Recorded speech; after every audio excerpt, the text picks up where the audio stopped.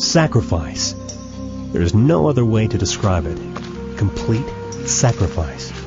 Joseph left his manufacturing job outside of Bombay and set out with practically nothing.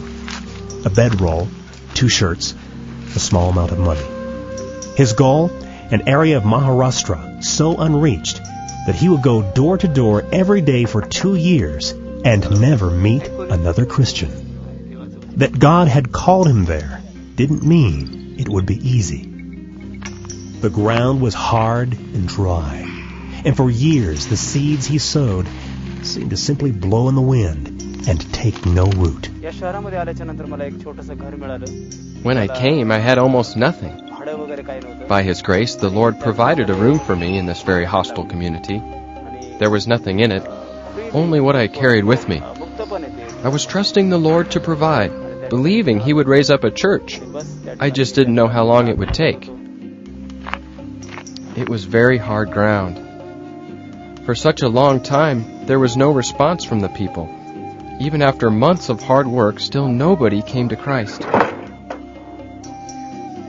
Finally, I decided to begin fasting for a change in people's hearts. 10 days. No response. No food. 20 days. Still nothing.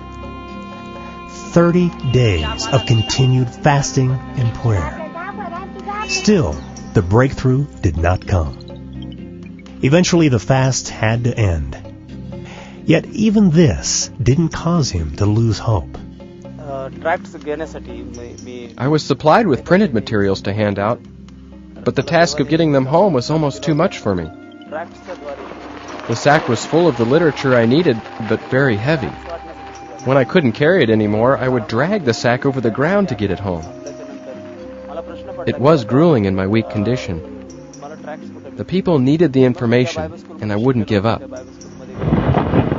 When I finally got home, I started taking the tracts to the people.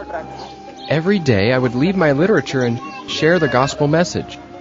Town after town, village after village. Eventually I would run out of the tracts and begin the whole process again. And again. For the next 2 years, Joseph would continually offer his body as a living sacrifice to the Lord. Yet despite all his efforts, the people still were not responsive. When he was not out sharing with people, he would return to his empty room and read his Bible and pray. Hearing him pouring out his heart to the Lord made his neighbors nervous, and they accused him of witchcraft. For his safety, he was forced to find somewhere else to pray.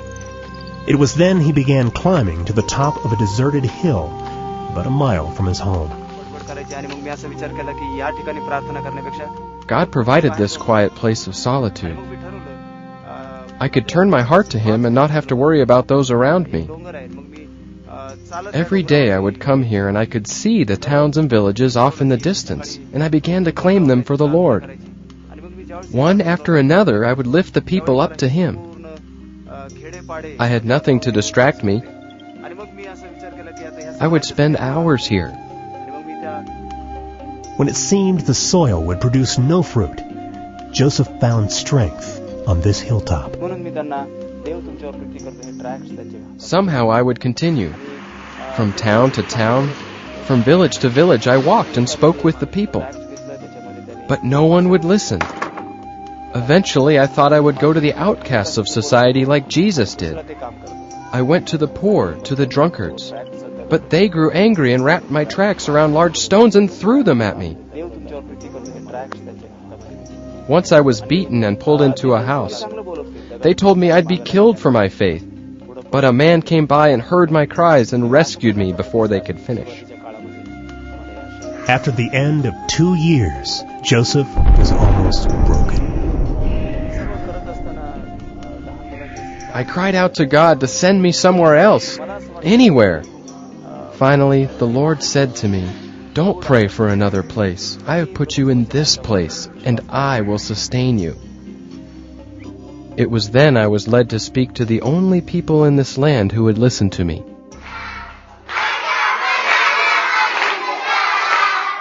I had talked with everyone else, and they had rejected me. But the children responded differently. They listened. They embraced what I was telling them.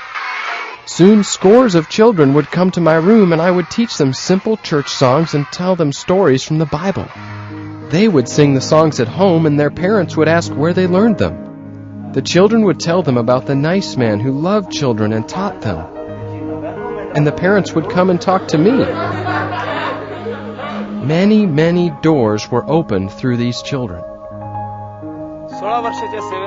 The Lord is so faithful. He is moving. See that village? I've gone to every doorstep and evangelized there. We now have a mission started.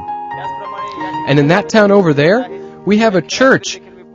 And that town too, we have a church and another mission starting. That town, and that village over there. I visited all these towns, every house with the good news of Jesus Christ. 16 years later, Pastor Joseph has evangelized more than 165 towns and villages. The Lord has helped him plant an astounding 25 thriving churches and another 28 vibrant mission stations, all where the gospel was previously unknown. With his love for the Word of God, Pastor Joseph also helps run the GFA Bible School based in his area to help raise up more strong Bible-based pastors to lead these young churches. He also continues to meet and teach those who first listened to him. The children. 16 years ago, Pastor Joseph could have left this district, but instead, with a dedication and sacrifice beyond what many could bear, he bowed his head to the will of the Lord. And now he is able to look out over many towns and villages that will be forever changed by the good news of Jesus Christ.